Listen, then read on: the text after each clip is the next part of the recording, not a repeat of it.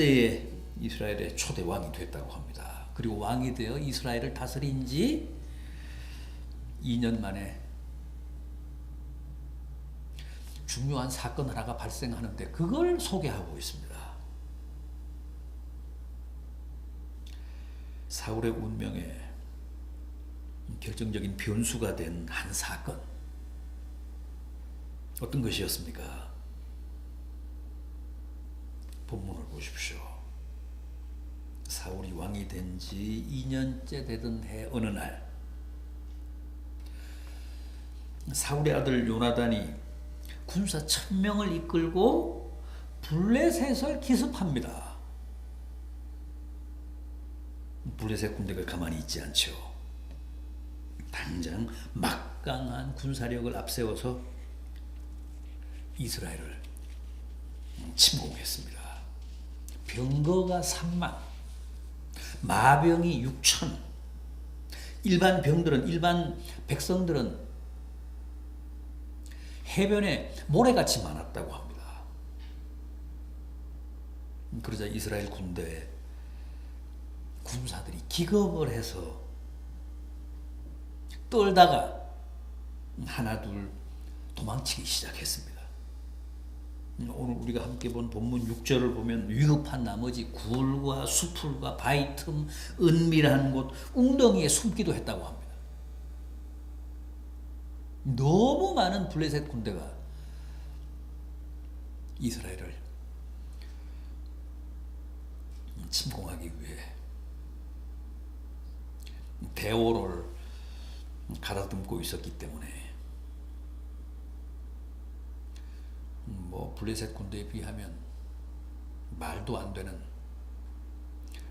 이스라엘 군대는 겁을 먹고 그렇게 달아나고 숨었다는 겁니다. 그런데 오기로 되어 있는 사무엘 선지자마저 나타나지를 않았습니다.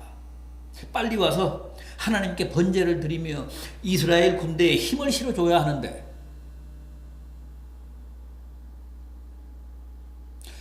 사무엘 선지자가 나타나지를 않습니다. 그러는 사이에 탈영병들은 더욱 늘어났습니다. 8절을 보십시오.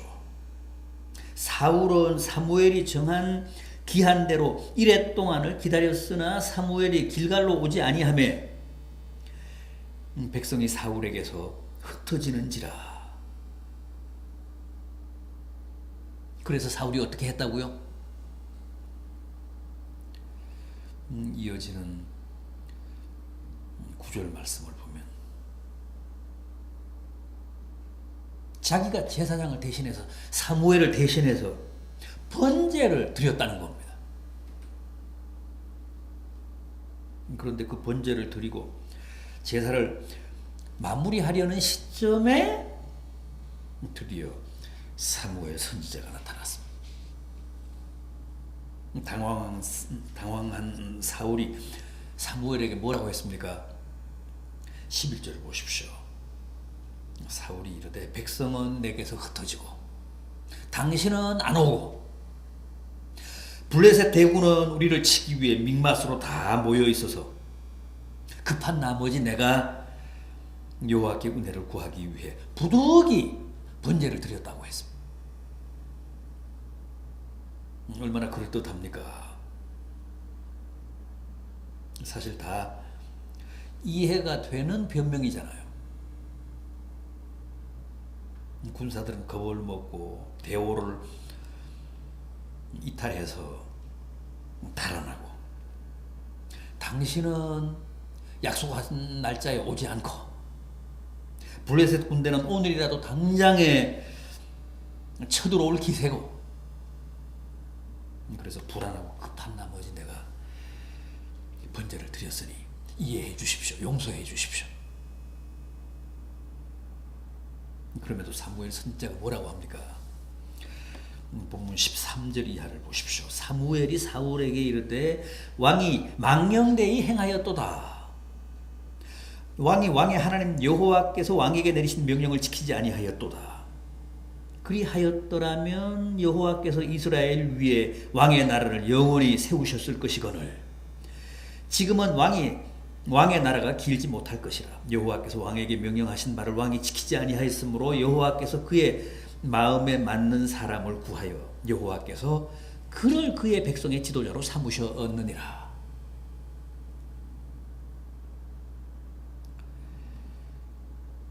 망령되이 행하였다고 합니다. 망령되다, 정상에서 크게 벗어나다, 옳고 바름에서 크게 어긋나다, 그런 뜻 아닙니까? 망령되다. 원래 하나님께 드리는 제사는 하나님이 구별하신 제사장들만 집례하게 되어 있습니다. 그게 율법입니다. 그게 엄격한 하나님이 주신 제사법입니다. 아무리 다급하다고 해도, 아무리 사정이 절박하다고 해도, 아무리 그럴듯한 이유가 있다고 해도 제사장이 아니면 절대 하나님께 번제나 화목제를 드릴 수 없습니다. 그런데 사울은 꼭 필요하다는 이유로, 절박하다는 이유로 그 하나님의 중요한 율법을 범했습니다. 제사장도 아니면서 하나님께 백성들을 대신해서 제사를 집례한 겁니다. 하나님을 욕되게 하고 하나님의 율법을 무시한 처사입니다. 신명기 17장 18절 이하를 보면 이런 말씀이 있습니다. 그가 왕위에 오르거든 이 율법서를 평생 자기 옆에 두고 읽어 하나님 여호와 경외하기를 배우며 이 율법의 모든 말과 규례를 지켜 행할 것이라. 그의 마음이 교만하지 아니하고 이 명령을 떠나 좌로나 우로나 치우치지 아니하리니 이스라엘 중에서 그와 그의 자손이 왕위에 있는 날이 장구하리라. 앞으로 누구든 왕이 될 사람은 이렇게 해야 한다는 겁니다. 항상 하나님의 율법책을 옆에 놓고 그걸 배우고 익혀서 좌로나 우로 치우치지 않고 교만하지 않고 하나님 말씀에, 하나님의 법도에 순종해야 왕위에 오르는 그 왕의 날이 장구하리라고 했습니다. 그런데 사울은 하나님의 율법을 어기고 감히 번제를 자기가 직접 드린 겁니다. 그래서 사무엘이 지금 여호와께서 왕에게 내리신 명령을 당신이 지키지 않았다고 합니다.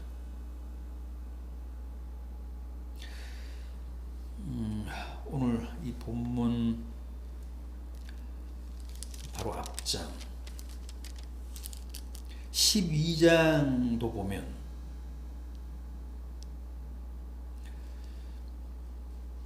사무엘이 지금까지 사사로서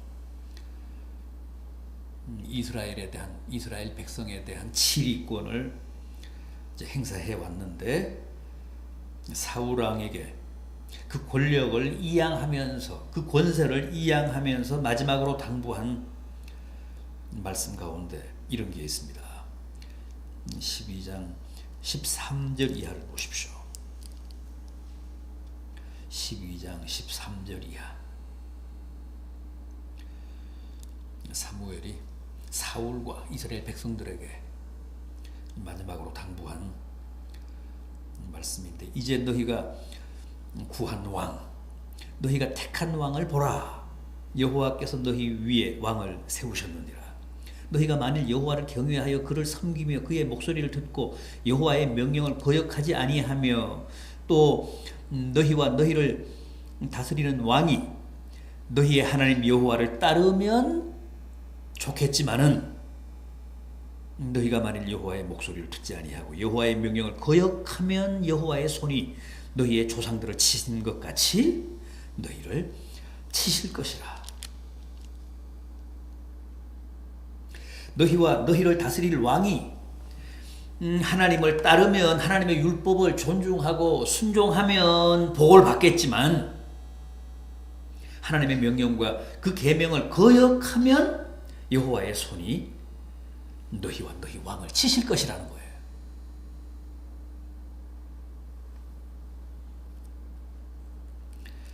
지금 사무엘이 사울에게 선고한 말씀도 바로 그런 겁니다. 왕이 여호와께서 내리신 명령을 지키지 아니하였으므로 왕의 나라가 길지 못할 것이라고. 왕이 여호와께서 명하신 바를 지키지 아니하였으므로 여호와께서 그의 마음에 맞는 다른 사람을 구하셔서 그로 하여금 이 백성의 지도자가 되게 하실 것이라고 했습니다.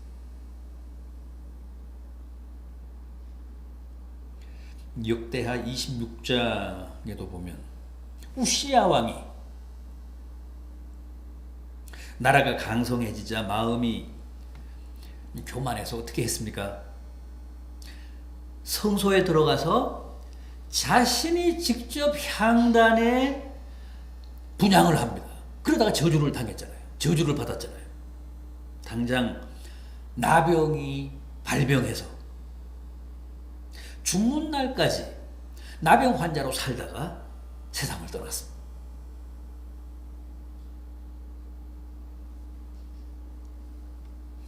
여러분, 기독교 신앙에도 금기라는 게 있습니다.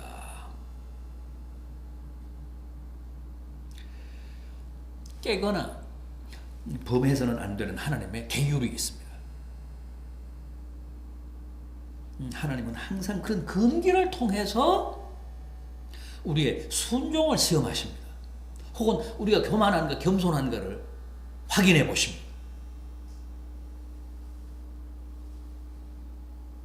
아담과 하와에게는 선악과라는 금기가 있었잖아요.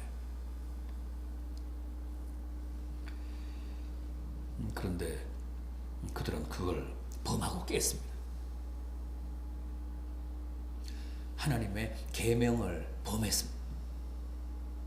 지키지 않았습니다. 또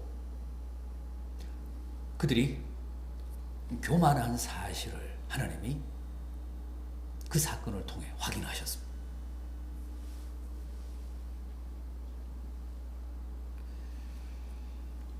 따서는 안 되는 선악과를 다 먹었잖아요. 그래서 저주를 받았습니다. 그게 원죄 아닙니까? 오늘 우리에게도 마찬가지입니다. 비록 율법적인 개념은 아니지만 여전히 복음 시대를 살아가는 오늘 우리들에게도 신앙적인 금기가 있습니다. 예를 들면 주일 성수라든가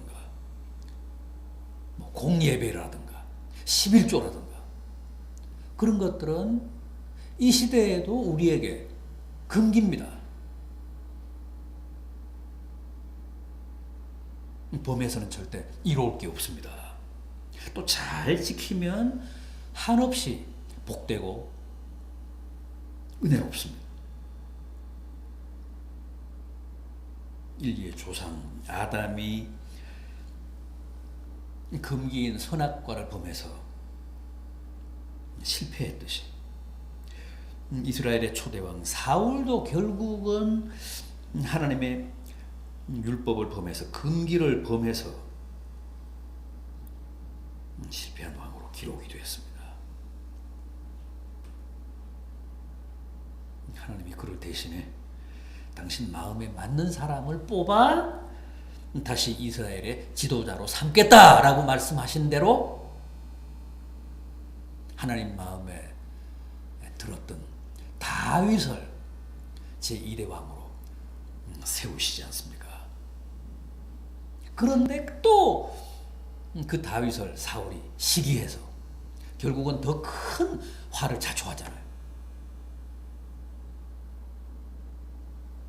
집요하게 하나님 마음에 들어서 세운 왕인데 죽이려고 하다가 결국은 자기가 죽습니다. 자기가 저주받습니다.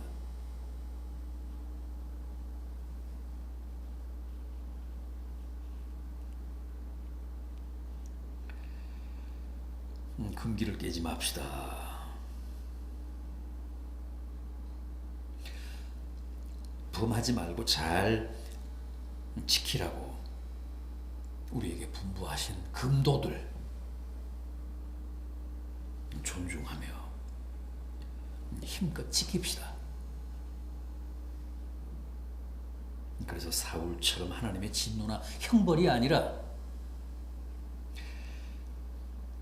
금기를 잘 지키고 존중함으로 하나님의 은혜와 큰 축복을 받는 성도들 되시기를 진심으로 기원합니다. 기도하시겠습니다.